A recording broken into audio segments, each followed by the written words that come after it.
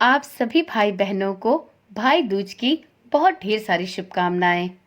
आज की वीडियो में हम सुनेंगे भाई दूज की एक बहुत ही उत्तम कथा। इस कथा को सुने बिना भाई दूज का पावन पर्व अधूरा माना जाता है। तो चलिए सुनते हैं भाई दूज की कथा। ओम नमः शिवाय। जय श्री कृष्णा। आप सभी का सनातन धर्मसार चैनल पर बहुत बहुत स्वागत है। सभी माताओं और बहनों से ये अनुरोध है कि यदि आपने भी भाई दूज का व्रत रखा है और अपने भाई को तिलक कराकर आज उसे अपने हाथ का भोजन ग्रहण कराना है, तो उसके साथ ही इस कथा को भी अवश्य सुने, क्योंकि इस कथा को सुने बिना आपके भाई दूज का पावन पर्व और इसकी खुशियां अधूरी हैं। तो अपने भाई की दीर्घायु के लिए और उसके उत्तम स्वास्थ्य की कामना के लिए इस भाई बहन के अटूट प्रेम को दर्शाने वाली भाई दूज की कथा को अवश्य सुने। एक बुढ़िया माई थी। उसके 7 बेटे और एक बेटी थी। बेटी का विवाह हो चुका था। जब भी उसके बेटे की शादी होती, फेरों के समय एक नाग आता और उसके बेटे को डस लेता था। बेटे की वही मृत्यु हो जाती और बहू विधवा। इस तरह उसके 6 बेटे मर गए। 7वें की शादी होनी अभी बाकी थी। इस तरह अपने बेटों के मर जाने के दुख से बूढ़ी माई रो रो के अंधी हो गई थी। भाई दूज आने को हुई तो भाई ने कहा कि मैं बहन से तिलक कराने जाऊंगा। माँ ने कहा ठीक है। उधर जब बहन को पता चला कि उसका भाई आ रहा है, तो वह खुशी से पागल होकर पड़ोसन के घर गई और पूछने लगी कि जब बहुत प्यारा भाई घर आए तो क्या करना चाहिए। पड़ोसन उसकी खुशी को देखकर पूरी तरह से जल भुन गई और उससे कह दिया कि दूध से रसोई लेप, घी में चावल पका। बहन ने ऐसा ही किया। उधर भाई जब बहन के घर जा रहा था तो उसे रास्ते में एक सांप मिला। सांप उसे डसने को हुआ तो भाई बोला, तुम मुझे क्यों डस रहे हो? सांप बोला, मैं तुम्हारा काल हूँ और मुझे तुमको डसना है। भाई बोला, मेरी बहन मेरा इंतजार कर रही है। मैं जब तिलक करा के वापस लौटूंगा तब तुम मुझे डस लेना। सांप ने कहा, भला आज तक कोई अपनी मौत के लिए लौट के आया है जो तुम आओगे? भाई ने कहा, अगर तुम्हें विश्वास नहीं है तो तुम मेरे झोले में बैठ जाओ। जब मैं अपनी बहन से तिलक करा लूं तब तुम मुझे डस लेना। सांप ने ऐसा ही किया। भाई बहन के घर पहुंच गया।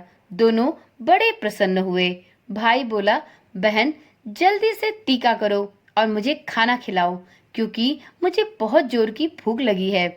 बहन क्या करे, न तो दूध की रसोई सूखे, न ही घी में चावल पके। भाई ने पूछा, बहन इतनी देर क्यों लग रही है? तू क्या पका रही है?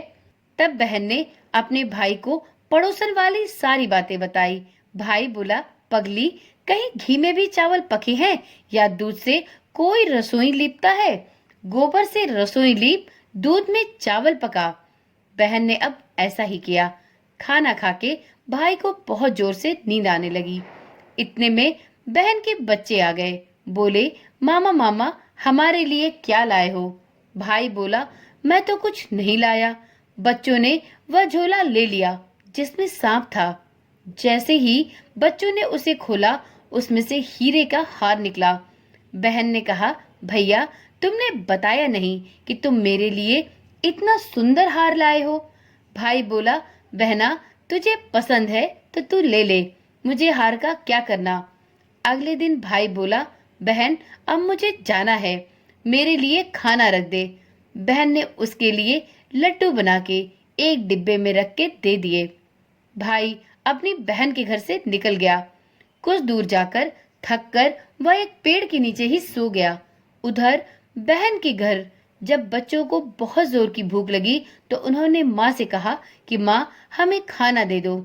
माँ ने कहा कि खाना बनने में तो अभी थोड़ी देर है। बच्चे बोले कि मामा को जो रखा है वही दे दो। तो वह बोली कि लड्डू बनाने के लिए बाजरा पीसा था, वही बचा पड़ा है चक्की में, जाकर खा लो। बच्चों ने देखा कि चक्की में तो सांप की हड्डियां पड़ी हैं। यही बात आकर सभी बच्चों ने अपनी माँ को बताई तो वह बावड़ी सी होकर अपने भाई के पीछे भागी। रास्ते भर लोगों से पूछती कि किसी ने मेरा गैल बटोई देखा है, किसी ने मेरा बावड़ा सा भाई देखा। तब एक ने बताया कि कोई लेटा तो है पेड़ के नीचे, देख ले कहीं तेरा भाई तो नहीं।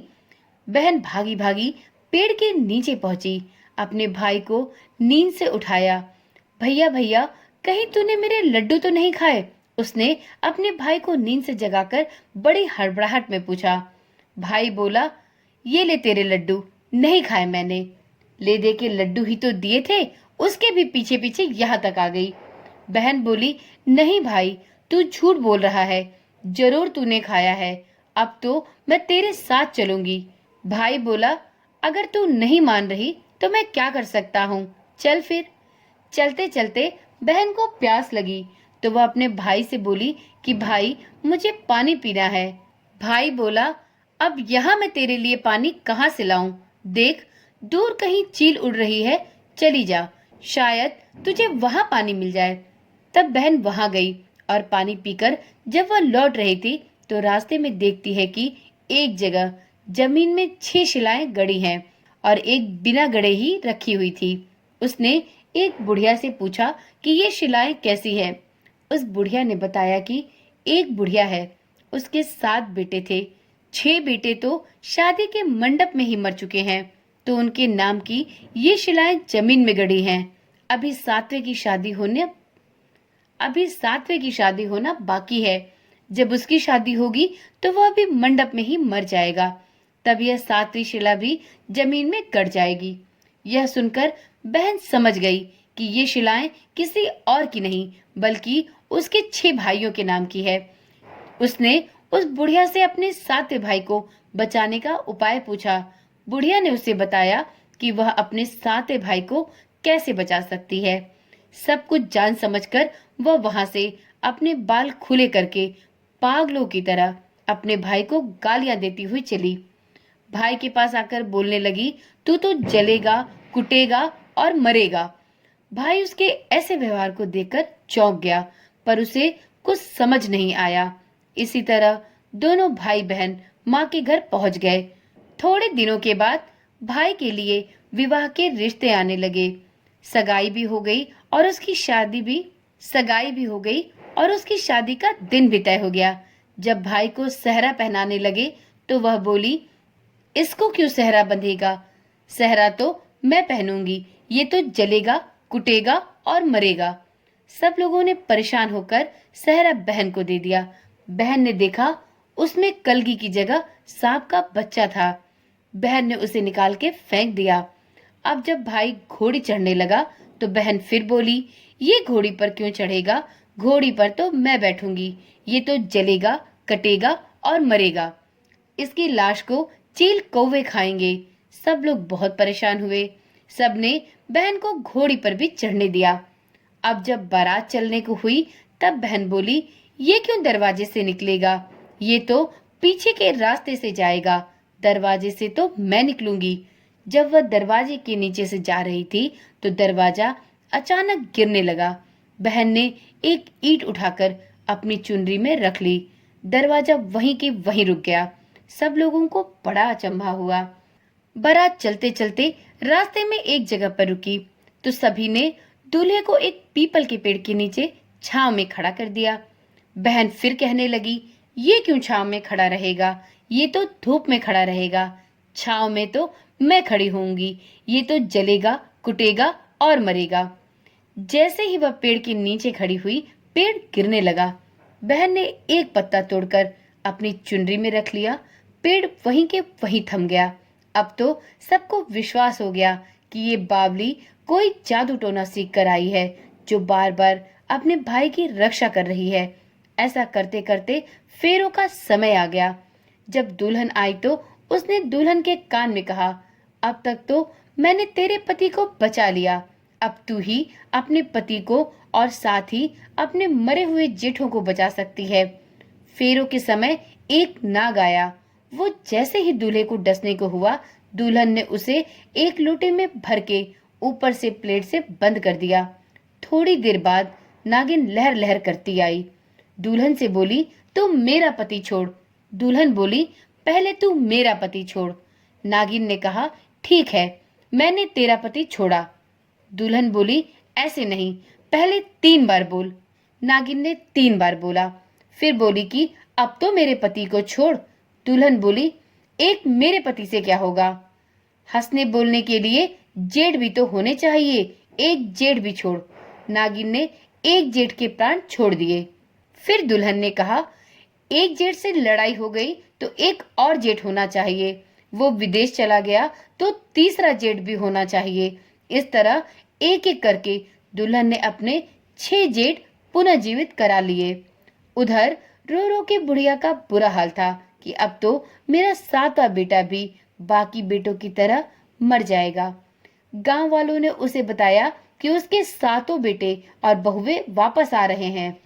तो बुढ़िया बोली, अगर यह बात सच हो तो मेरी आंखों की रोशनी वापस आ जाए और मेरे सीने से दूध की धार बहने लगे। ऐसा ही हुआ। अपने 7 बहू बेटों को जीवित देखकर बुढ़िया बहुत प्रसन्न हुई और बोली, यह सब तो मेरी बावली का किया है। कहाँ है मेरी बेटी? सब बहन को ढूंढने लगे। देखा तो वह भूसे की कोठरी में सो रही थी। जब उसे पता चला कि उसका भाई सही सलामत है तो वह अपने घर को वापस चली गई। उसके पीछे पीछे सारी लक्ष्मी भी जाने लगी। बुढ़िया ने कहा, बेटी पीछे मुड़ के देख, तू सारी लक्ष्मी ले जाएगी तो तेरे भाई भाभी क्या खाएंगे? तब बहन ने पीछे मुड़ के देखा और कहा, जो माँ ने अपने हाथों से दिया वह मेरे साथ चल, बात बाकी का भाई भाभी के पास रहे। इस तरह एक बहन ने अपने भाइयों की रक्षा की। तो यह थी भाई दूज की एक अत्यंत ही मार्मिक कथा। मित्रों, आशा करती हूँ कि भाई दूज की यह कथा आपको अवश्य ही पसंद आई होगी और इस कथा को सुने बिना भैया दूज का पावन पर्व अधूरा माना जाता है। तो आप भी इस कथा को भाई दूज के दिन अवश्य सुने। इससे आपके भाई को दीर्घायु का आशीर्वाद प्राप्त होगा, साथ में आपके भाई के जीवन में सुख समृद्धि सदा सर्वदा के लिए बनी रहेगी। तो चलिए आज की वीडियो यहीं पर समाप्त करते हैं। फिर मिलते हैं एक नई वीडियो, एक नई जानकारी के साथ।